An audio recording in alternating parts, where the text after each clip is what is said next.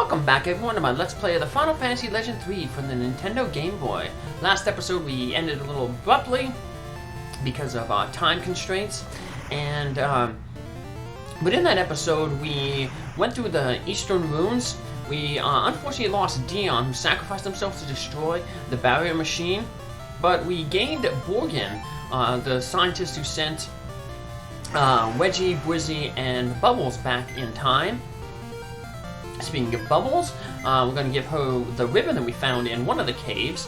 By destroying the barrier machine, we can now bring the Talon into the Goht area.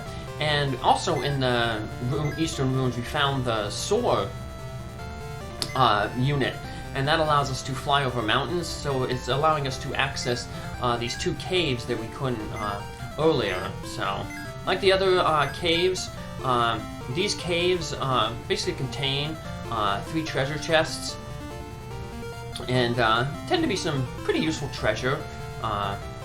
So we're going to, we got some light crystals and dark crystals, so we're going to make some additional things. We only made the 2 speed shields, now we're just going to make some armlets. If we were able to get another light crystal, we'd be able to make 4 armlets in total. But unfortunately, we don't have that, so we'll just make 3 armlets, and someone will get a bangle instead. So give it to Weggie there. So, and like I said, the main thing, everybody else will be getting a ribbon. One thing you could do, like I said, is you can give a ribbon to Borgin. We're gonna get 3 more ribbons. But eventually, like I said, at the end, I'm going to, for the bonus episode, I'm going to transform everyone back into their normal classes. So I want them to have, you know, the ribbons. So Borgin will be with our party until the end game, and he'll be there for the final boss. And there's the final fire crystal. Unfortunately, the lost magics that you get aren't really all that good, so I'll show them off in the bonus episode. But I won't be making any of them. There's only one flare that's stronger than any of the magics that we got. The other ones are all weaker than like White and Nuke. But they could be stronger if you target an elemental weakness. But even then, when I go over the powers and stuff, you'll see that they're not really all that great. So I'll do that in the bonus episode. So, but you can make lost magic by going to Shar there on the Talon. We're gonna go back to the Talon and go to Juba, the armor maker, because we just got that metal, and we can give that with the oil to Juba here, and he's going to make the Aegis shield. So that basically is a like second best shield, a little better than the samurai shield. It gives protection from stone. Not that protection is all that important, because Gilda is going to get a ribbon, and she also, when we gain another level, she'll turn into the Beast Anubis, and the Beast Anubis has the all ability, so she'll already be protected from stone, but it still just gives a little bit of magic defense. So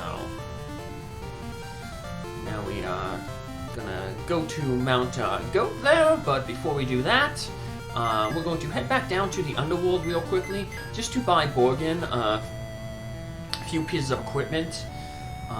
They said he pretty much comes with basically nothing. He has a weapon, 1 accessory, and body armor.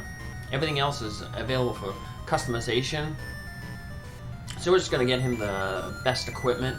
We'll max out his defense, and then max out his magic with the Hakate helmet. We'll boost his agility a little bit, very close to maxing it out with the Hermes sandals then too. So cast on morph. Yeah, thingamabop. Borgin does not have the morph spell. So we're gonna have to resort to Bwizzy using it. So Stock up on magic. Borgin does have a lot of good magic, and he is proficient with the magic because he is a mutant, so he's basically double proficient with magic. So let's buy the stuff for him, give it to him. The other stuff, the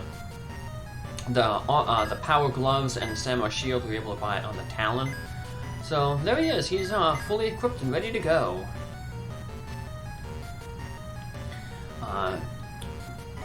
He's really, actually, he's almost maxed his agility. I believe it's at 96 now with those new piece of equipment.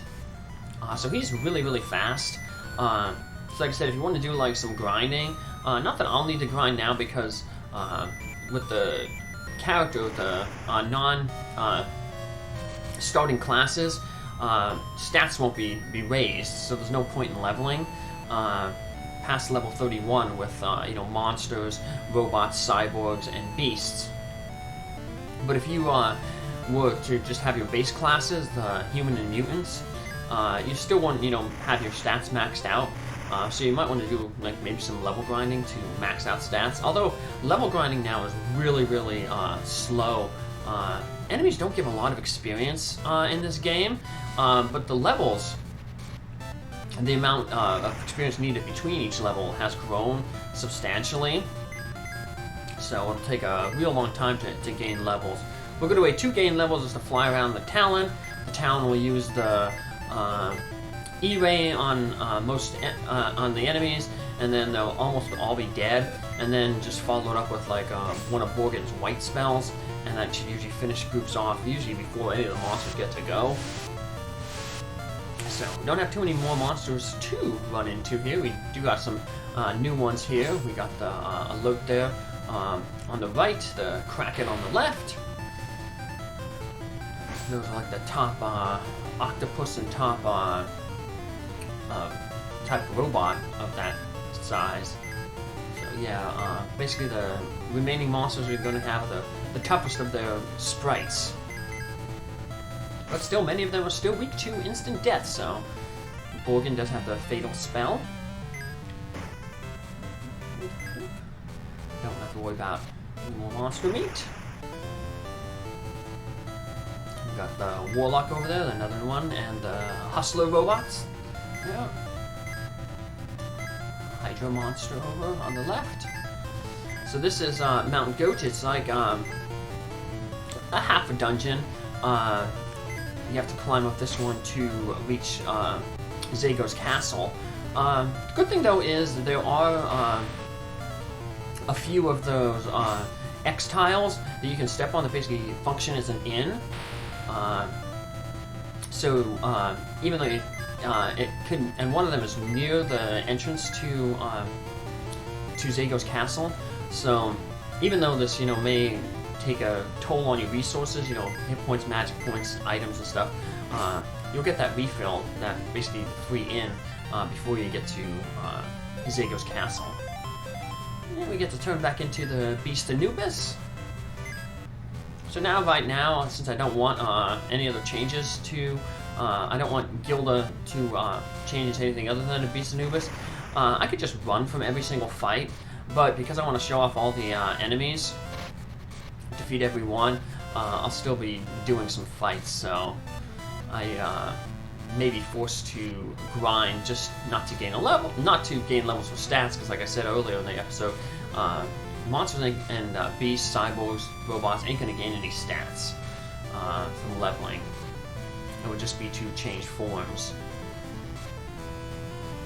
So you want to step on this X, and it's not an inn though, but it is the sequence trigger for Weggie to run down here and take cover in this little piece of water, because it summons the Talon, which is moving on its own. But we were told earlier that the Talon runs with a human brain. Talon's moving by itself. Yeah, it's a new ship. I didn't want to tell you this, but your father's brain made it possible. My dad? We're all risking our lives for the future. Let's go. So, yeah, we knew some brain was functioning the Talon, but we didn't know whose it was. And now it turns out that it is Jupaya, who is Weggie's father. Everyone kept confusing Weggie with him. Remember, Fenrir was like, Jupaya, I thought you were defeated. And somebody else asked us, like, Dr. Quasar was like, hey, you look just like Japaya, so. But now we know. Now it makes us wonder, does Japaya look like a mouse too?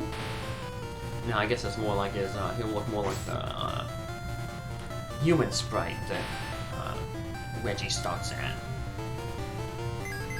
And we'll get a view of that sprite and all the other characters' initial sprites, like I said, when we do the bonus episode.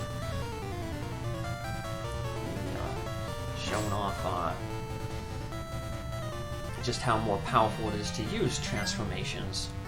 Back when I first got this game, when I was just a kid, I didn't really, understand transformations all that well, and I never used them.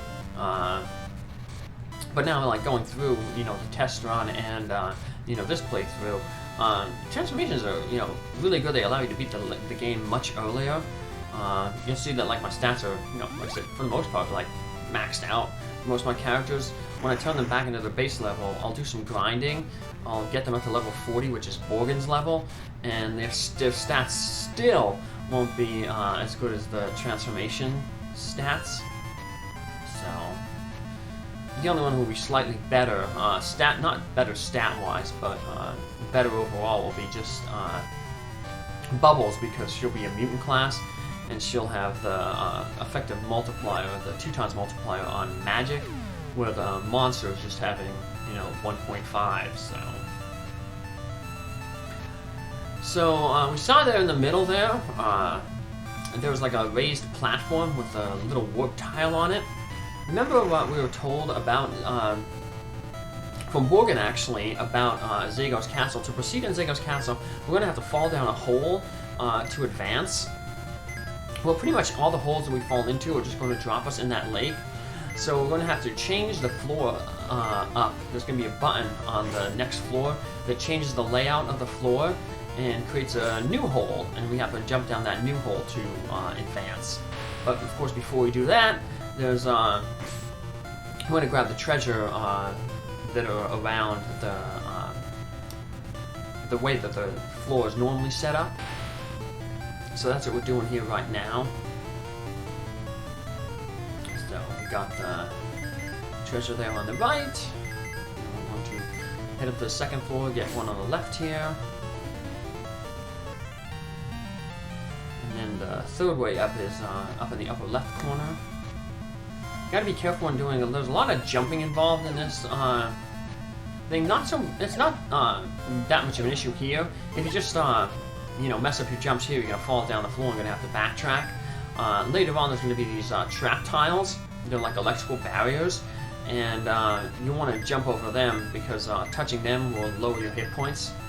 It doesn't really do a lot of damage, but still, there's no healing things in here, so you're gonna have to rely on tents or your mutant's magic to heal, and then heal that back up, their MP back up, max it back out with magic items, those magic pots that we ended up buying down there, maxing out in the underworld.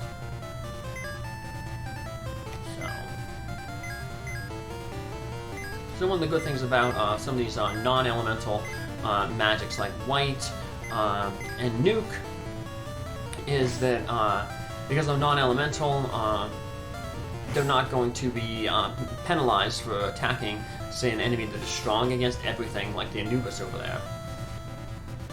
Not that it's going to matter, because we took the Anubis out with our Mystic Sword. But yeah, the combination of Borgin, Bwizzy, and then Bubbles using the hit-all magic for everybody, they can pretty much wipe out every single random encounter. So here's the button you want to press. We want to press this button for two reasons. One, it'll allow us to... three reasons, really.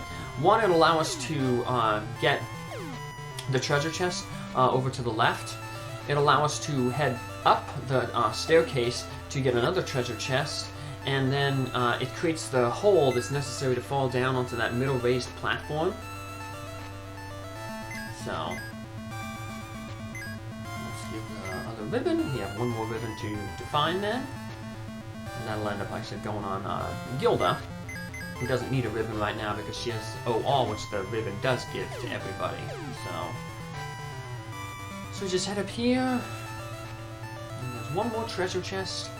And I'm gonna head back down, and then back down that hole. Another elixir, so we'll just use up the elixir here in our inventory, and then that way we can loot all the treasure. And here we go. Now the treasure chest is empty. Woohoo! It's a good way to keep track of if you got treasures. We'll head back down here, and this big 2x2 hole, the 4 holes there. That's the one you want to drop down. You drop down, we end up on here. And we're right in front of this warp tile, and that's what we'll start off in our next episode. Heading into that warp and heading deeper into Zagar's castle. Take care, have a good one. Thanks for following along. Have a good day. Bye.